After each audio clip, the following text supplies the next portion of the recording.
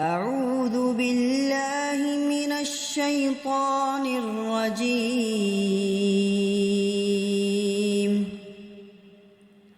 بسم الله الرحمن الرحيم.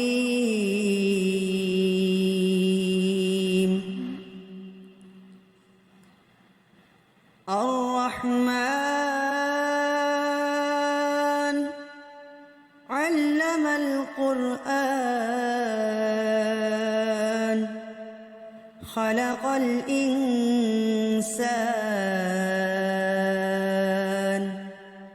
علمه البيان. الشمس والقمر بحسبان والنجم والشجر يسجدان والسماء رفعها ووضع الميزان ألا تطغوا في الميزان وأقيموا الوزن بالقسط ولا تخسروا الميزان. والأرض وضعها للأنام فيها فاكهة والنخل ذات الأكمام والحب ذو العصف والريحان. فبأي آلاء ربكما تكذبان؟ خلق الإنسان من صلصال كالفخار وخلق الجان من مارج من نار. فبأي آلاء ربكما تكذبان؟ رب المشرقين ورب المغربين. فبأي آلاء ربكما تكذبان؟ مرج البحرين يلتقيان بينهما برزخ لا يبغيان. فبأي آلاء ربكما تكذبان؟ يخرج منهما اللؤلؤ والمرجان. فبأي آلاء ربكما تكذبان؟ وله الجوار المنشآت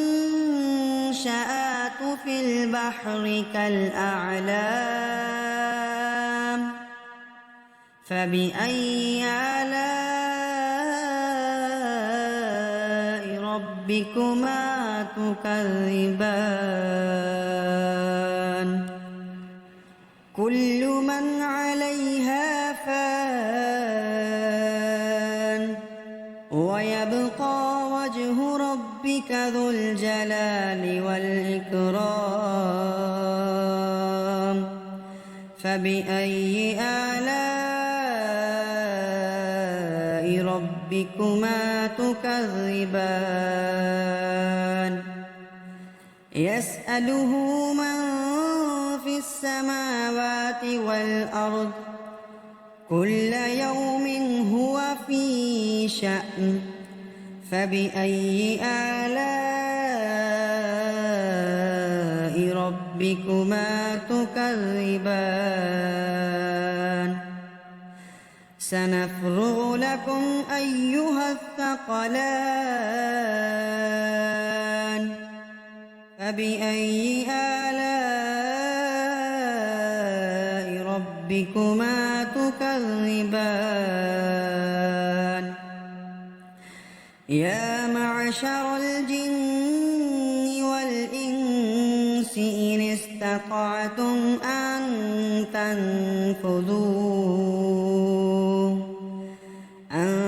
تنفذوا من أقطار السماوات والأرض فانفذوا لا تنفذون إلا بسلطان فبأي آلاء ربكما تكذبان يرسل عليكما شواظ من نار ونحاس فلا تنتصران فبأي آلاء ربكما تكذبان فإذا انشقت السماء فكانت وردة كالدهان فبأي آلاء ربكما تكذبان فيومئذ لا يسأل عن ذنبه إنس ولا جان فبأي آلاء ربكما تكذبان يعرف المجرمون بسيماهم فيؤخذ بالنواصي والأقدام فبأي آلاء ربكما تكذبان هذه جهنم التي يكذب بها المجرمون يطوفون بينها وبين حميم آن فبأي آلاء ربكما تكذبان ولمن خاف مقام ربه جنتان فبأي آلاء ربكما تكذبان ذواتا أفنان فبأي آلاء ربكما تكذبان فيهما عينان تجريان فبأي آلاء ربكما تكذبان فيهما من كل فاكهة زوجان فبأي آلاء ربكما تكذبان متكئين على فرش بطائنها من استبرق وجنى الجنتين دان فبأي آلاء ربكما تكذبان فيهن قاصرات الطرف الصرف لم يطمثهن إنس قبلهم ولا جان فبأي آلاء ربكما تكذبان كأنهن الياقوت والمرجان فبأي آلاء ربكما تكذبان هل جزاء الإحسان إلا الإحسان فبأي آلاء ربكما تكذبان ومن دونهما جنتان فبأي آلاء ربكما تكذبان مدهامتان